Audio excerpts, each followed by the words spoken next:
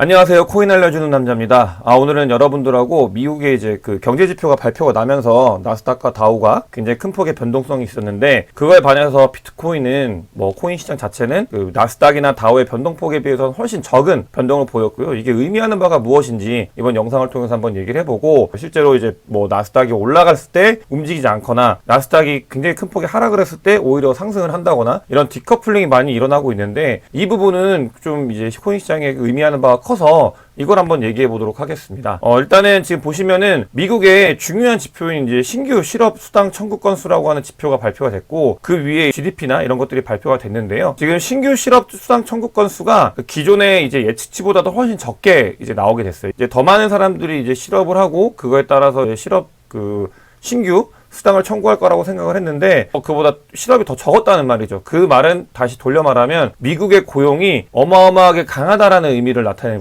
나타내는 겁니다. 사실 의미하는 바가 고용이 단단하다는 거는 지금 매크로에 저희가 가장 중요한 게 인플레이션, 이게 되게 중요한 거잖아요. 근데 인플레이션 같은 경우는 그러니까 고용이 돼가지고 월급이 나오는 것들, 월급이 점점 오르는 게 이 인플레이션을 고착화시키는 거에 큰 부분을 차지하기 때문에, 그러니까 금리를 올리고 인플레이션을 낮추기 위해서 신규 수납 청구 건수가 늘어나고 고용이 줄어들고 이런 것들을 유도를 하고 있는데, 그런 것들이 잘 먹히지 않고 미국이 엄청나게 강한 경제 체제를 가지고 있다 라는 걸 의미하게 돼요. 그 말은 즉슨 시장에서 지금 나스닥이나 다우가 큰 폭의 하락을 한 이유가 너무 고용이 탄탄하니까 이거를 더 무너뜨리기 위해서, 인플레이션을 낮추기 위해서 지금 금리 인상한 거를 더 오랫동안 유지하거나 혹은 추가 금리 인상이 있을 수 있다 라고 시장에서 받아들여가지고 이제 하락이 있었는데, 그러면서 이제 되돌을 말리긴 했어요. 다시 말아 올리긴 했지만 어쨌든 큰 폭의 하락이 있었고 이게 좀 말아 올렸다. 그래서 마이너스 2%까지 빠졌는데, 지금 이걸 보면은 실제로 그 시장에서 아까 말씀드린 것처럼 고용이 이제 안정화돼 있다 보니까 더 많은 이제 긴축이 일어날 수 있다 해가지고 다음번 FOMC에 50bp, 그러니까 0.5포인트를 추가로 금리 인상을 할 거다라고 바라보는 뷰가 훨씬 더 많이 늘었습니다. 이게 기존에는 23%가 그렇게 바라봤었는데 4%가 시장에서 늘었어요. 그만큼 이제 시장이 바라보는 게 미국이 견고하고 이 금리 인상,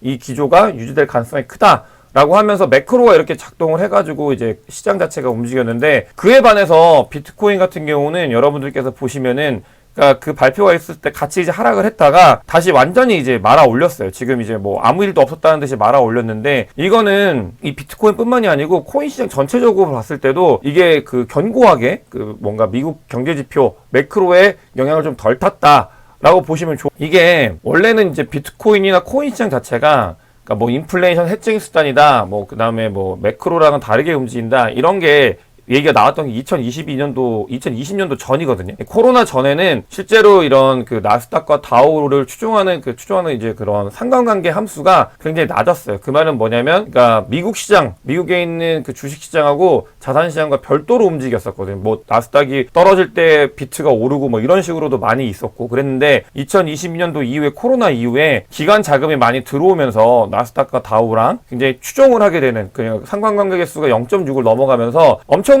많은 그 상관이 있는 그런 상태가 되었던 거죠. 근데 지금 이제 이 코로나 기간이 끝나고 긴축이 이제 시작이 되면서 오히려 이 나스닥과 다우랑 다시 그런 상관관계가 좀 벌어지는, 좀 차이가 나는 그런 현상이 일어나고 있어가지고 저희는 이거를 좀 유심하게 지켜봐야 될 필요가 있다고 생각합니다. 이게 예전에 제가 이제 좀 많이 추종하고 있는 프레드가 실제로 비트코인 가격이 오를 가능성이 있는데, 이제 자기가 봤을 때는 이 나스닥과 다우를 추종하는 게 깨질 거다, 깨져야 된다라고 했는데, 그 부분이 이제 일어나는 게 아닐까, 이런 부분들을 좀 의심하고 있는 상태예요. 이제 이런 것들은 근데 하지만 며칠 좀 지켜봐야, 비트코인이 과연 이게 계속 유지가 되는지 이걸 지켜봐야 되는데, 그런 것들이 이제 크랙이 생기고 달라진다고 하면은 실제로 이제 2023년도 1Q에 경기 침체가 소프트하게 오든 강하게 오든 간에 비트코인은 제갈길을 갈 수 있는 준비, 토대를 마련하는 거기 때문에 이런 디커플링 현상을 계속 이제 추적을 해야 되고요. 어쨌든 간 지금 굉장히 이제 경제 지표가 발표됐을 때 나스닥과 다우와 비트코인이 이런 상관관계가 많이 깨진 거는 의미하는 바가 크다, 이렇게 보시면 좋을 것 같습니다. 앞으로도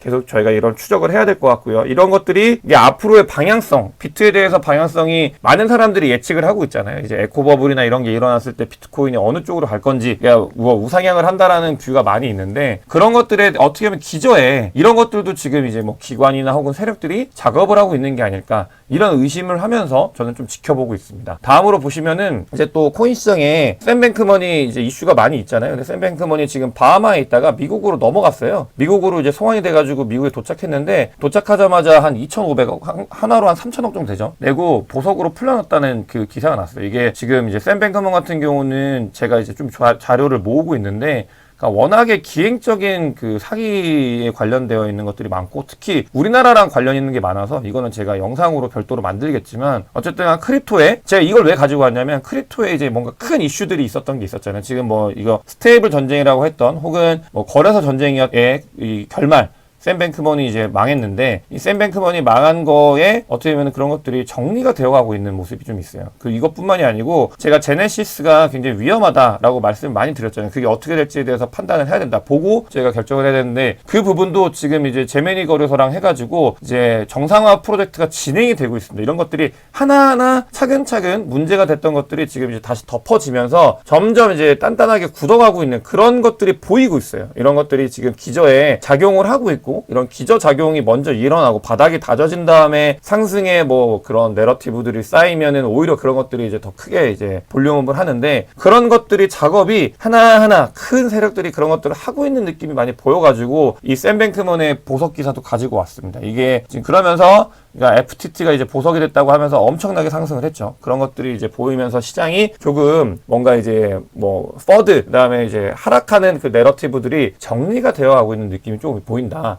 라는 말씀을 드리고 싶었습니다. 그리고 여러분들께서 이거를 어떻게 보실지 모르겠지만 브라질 그러니까 경제 대국이죠. 뭐 10위권 경제 대국이고 원자재로도 엄청난 대국인데 결제를 합법화하는 게 석 달 뒤부터 시작이 됩니다. 석 달 뒤면 뭐죠? 2023년도 1Q가 끝나는 시점이죠. 이제 2Q가 시작되는 시점이고 뭐 그 사이에 이제 뭔가 제가 아까 말씀드린 그런 것들이 계속 이제 일어나고 있고 이제 2Q가 이제 발동이 되면은 그러니까 브라질 같은 경우는 어마어마하게 큰 경제 대국이기 때문에 비트코인 결제 합법화라는 게 굉장히 의미하는 바가 커요. 이게 이제 시장에 들어오게 되고 얘네들이 국가 기관이 가질 수 있게 되는 그런 법적 효력을 마련한 거거든요. 거기에뿐만이 아니라 이제 결제 시스템을 도입을 하는 거기 때문에 그러니까 쓰임이 생기고 이 결제라는 거는 석유를 달러로 결제하면서부터 미국의 패권국이 된 거잖아요. 그런 것처럼 이런 결제가 갖는 바는 상당히 의미하는 바가 크고 또 원자재 강국인 브라질 이런 것들을 갖고 있다라는 게 석 달 뒤부터 발효된다라는 게 또 기저에 제가 말씀드렸던 것들이 다 이제 다져지고 있는 그런 상황들이 그러니까 의미하는 바가 디커플링까지도 의미하는 바가 이제 한 방향으로 가고 있는 건 아닌가 이렇게 생각을 들어가지고 제가 이런 자료들을 가지고 영상을 만들어 봤습니다. 오늘 영상이 도움이 되셨으면 구독과 좋아요 부탁드리겠습니다. 영상 봐주셔서 대단히 감사합니다.